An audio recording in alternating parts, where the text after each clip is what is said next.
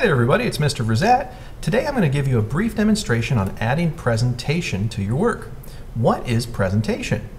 Presentation is where you take something that is common and you make it pleasing to the eye to look at through its arrangement, through its use of negative space, and through its use of little extra doodads that really spice things up.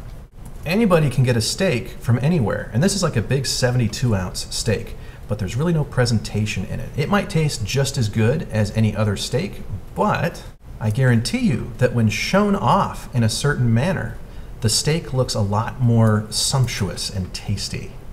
Presentation is done with intentionality. It's done on purpose to emphasize the most important part. There's a really cool analogy that a teacher named Feng Zhu said once, and that is that imagine that you have a brand new sink that's squeaky clean, that's never been used, there's not a single germ in it. But what if you took this beautiful, yummy steak dinner right here and you just dumped it into the kitchen sink? Does the flavor of the food change at all? Well, absolutely not. Is it dirty or disgusting? Well, no, there's not a single germ in there. You could eat your dinner out of that sink. It wouldn't make any difference. So whenever we turn anything in that's assigned, we always add presentation to it. That's a common norm for a freelance professional, to add presentation to their work when they give it to the client. So let's everybody introduce you guys to someone named Crumples the Stickman. Let's say there's this piece of a drawing here that a student has made, and boy, is that nasty. It's a poorly drawn stick figure with a whole bunch of squiggles over here, and it's really nasty. Well, even something that's drawn poorly with good presentation can look appealing. Let's scroll down and see how presentation matters. All of a sudden, this looks a lot better. So, there are several elements to presentation that I want you guys to be mindful of. One thing about presentation you want to know is don't overdo it. Your presentation should never clash or compete with your main elements in your work.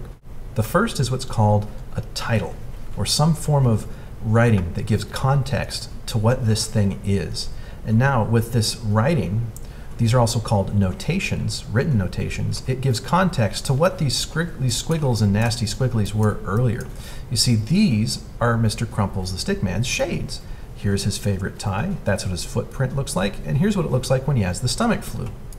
What once had no context now gives the viewer interpretation of what these things are. Originally the image was hodgepodged and kind of, all over the place.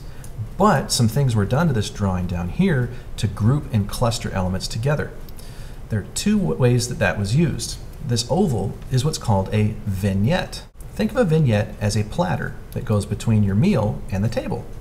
It's a grouping element. It's when you put something around a bunch of other things to make them stand out and say that these are part of a family and that these are not the same thing as this thing right here. So I used an oval-shaped vignette. You can have vignettes of all sorts of different shapes. You can have a vignette that's rectangular, triangular, a square that fades out into nothing. Other presentation elements are called rules, and that's just a fancy design word for lines. And see, what happens is this segments or partitions off the important part of the drawing from all of this negative space over here. So I've got a rule that seals off the composition on the right. That rule also breaks here to allow some of the main figure to cross over in front of the rule to give kind of a sense of space and emphasis. It makes Mr. Crumples the Stickman more important than the border of the piece. Also, rules can guide the eye. You see, if my name and title and date is down here, and I'm down here reading, I've got a rule that pulls my eye up to the left, and then out of curiosity, I want to read what this is, and this rule pulls me down and guides my eye throughout the piece as well. Now, this one is a little rule heavy. I think I could have done without several of these rules within this piece. Another thing in the shot is a gradient. Do you see how it goes from like a bluish purple into grayish white? So with this gradient, it creates action in the background, something that is not a solid color. It's not a hard and fast rule, but it makes it look pretty cool.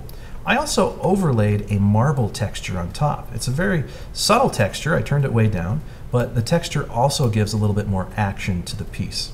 Finally, some other things I did is I did paint the inside of Crumples white. I scratched some paint on the ground here and a little bit of a drop shadow so that all of those go together to give him a sense of depth or grounding in the image. So now he sits in 3D space.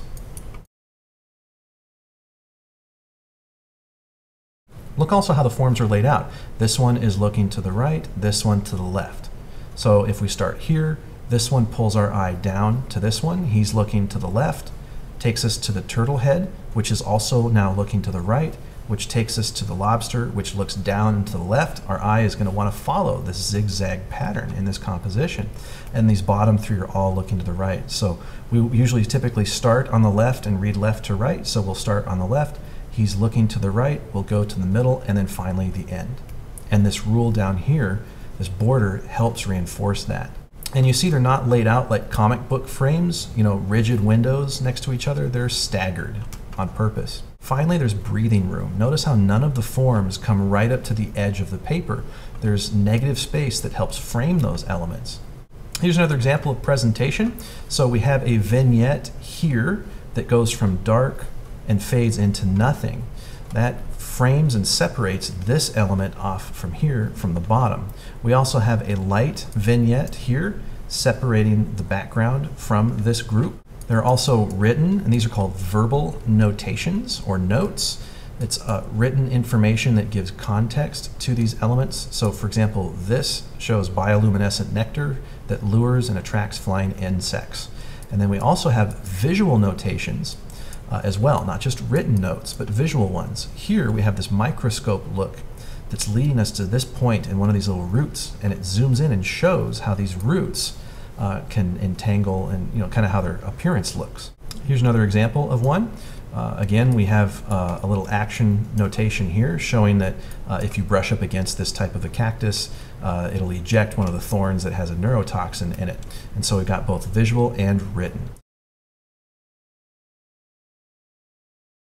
Likewise, if you look at the contrast in the image, we've got very, very, very bright next to very, very dark, and that helps the main element pop here. So one thing you could do is also give it the 10-foot check. Zoom way out and see if you can see all of your individual elements all the way down to the tiny notations. If you can't read them, but you can still pull them apart from the background, then you've got good contrast in your image. Here's some fun silhouettes. So you can see that the silhouettes were arranged by theme. We've got human forms up in the top, and we have a gradient vignette here, meaning it goes from gray to white. And then also cast shadows drawn on each of these, just to give them that sense of 3D space. The robots were clustered down here in the middle, with exception to this one. And then we've got the big forms on the left and the little ones in the middle. So this vignette is kind of a horseshoe shape, and that pulls the eye down and over.